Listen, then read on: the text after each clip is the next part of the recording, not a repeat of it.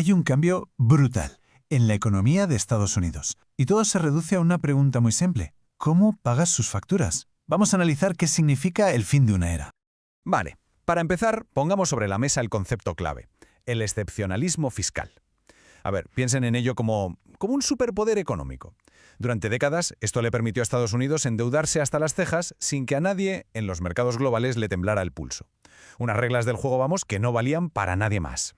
La receta que usaban ante cualquier crisis era sorprendentemente simple. Y se repetía una y otra vez. Daba igual si era la recesión de los 80, el crash de 2008 o la pandemia más reciente. La solución era siempre la misma. Venga, expansión fiscal a lo grande, financiada con más y más deuda. Y claro, este colchón que parecía no tener fondo se apoyaba en varias patas. Por un lado, el estatus del dólar, por supuesto. También unos mercados financieros enormes y con muchísima liquidez. Y, cómo no, una competencia global feroz por comprar sus bonos del tesoro. Con todo esto podían financiar lo que quisieran, guerras, rescates, sin que pasara gran cosa. Era el excepcionalismo en estado puro, vaya. Pero aquí es donde la historia da un giro de guión. Porque esa era de flexibilidad financiera, que de verdad parecía infinita, se ha acabado.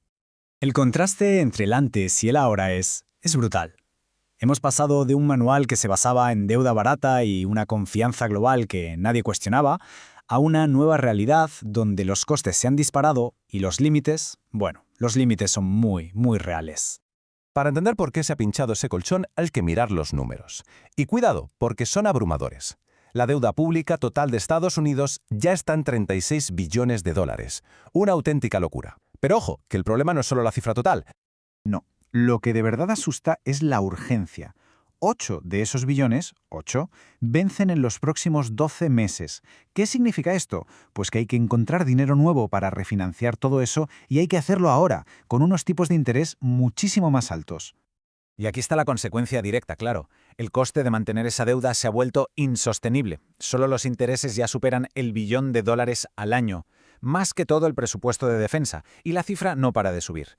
Está claro, el viejo manual ya no es una opción. Entonces, si emitir más deuda ya no es una opción viable, la pregunta es obvia: ¿de dónde sale el dinero? Pues el gobierno ha tenido que echar mano de una herramienta, digamos, de emergencia. Porque esta es la pregunta que lo cambia absolutamente todo. En un entorno fiscal tan apretado, ese margen de maniobra que antes parecía infinito, simplemente se ha esfumado. Y la respuesta que han encontrado es una herramienta muy, muy antigua para un problema muy, muy nuevo: los aranceles. Pero ojo, aquí hay que hacer una distinción que es clave. Estos aranceles no se están usando de la forma tradicional. El objetivo no es proteger la industria o corregir desequilibrios comerciales. No. El giro hacia los aranceles es puro pragmatismo fiscal. Son atractivos. ¿Por qué? Porque generan ingresos de forma inmediata, no necesitan pasar por el Congreso y, muy importante, evitan la impopularidad de subir los impuestos directos a la gente. Vamos, que son el camino de menor resistencia. La diferencia, de verdad, es fundamental. Los aranceles de toda la vida formaban parte de un plan industrial a largo plazo. Los de hoy, sin embargo, se están usando como un parche fiscal. Una solución de emergencia para tapar agujeros en el presupuesto, sin más. Y hay una cita de La Fuente que lo resume a la perfección. Dice: no es un viraje ideológico, sino una confesión implícita. El viejo manual ya no funciona. Es decir, es reconocer que ya no pueden financiarse como antes. Pero claro, esta solución tan cortoplacista tiene implicaciones mucho más profundas. ¿Cuál es el precio que se paga por comprar un poco de tiempo? La lógica que hay detrás, aunque no se diga en voz alta, es bastante simple. Punto 1. La crisis. Estados Unidos ya no puede financiarse como lo hacía antes. Punto 2. El parche. Se tira de aranceles para ganar tiempo y evitar que cunda el pánico. Pero el tercer paso, el problema de fondo, ese sigue ahí, sin resolver. Y los costes ocultos de esta solución son importantes, ¿eh? Sin un plan industrial coherente que lo respalde, estos aranceles acaban funcionando como un impuesto interno que paga el consumidor, porque todo se encarece. Y lo más irónico es que acaban frenando la competitividad y debilitando esa misma base productiva que, en teoría, deberían proteger. En definitiva, el mensaje está clarísimo. Ese colchón infinito de deuda barata se ha desvanecido. Y esto marca el inicio de una nueva era. Una era de vulnerabilidad para la economía estadounidense. Una fragilidad que no se había visto en décadas. Lo que nos deja con la pregunta final, la pregunta del millón.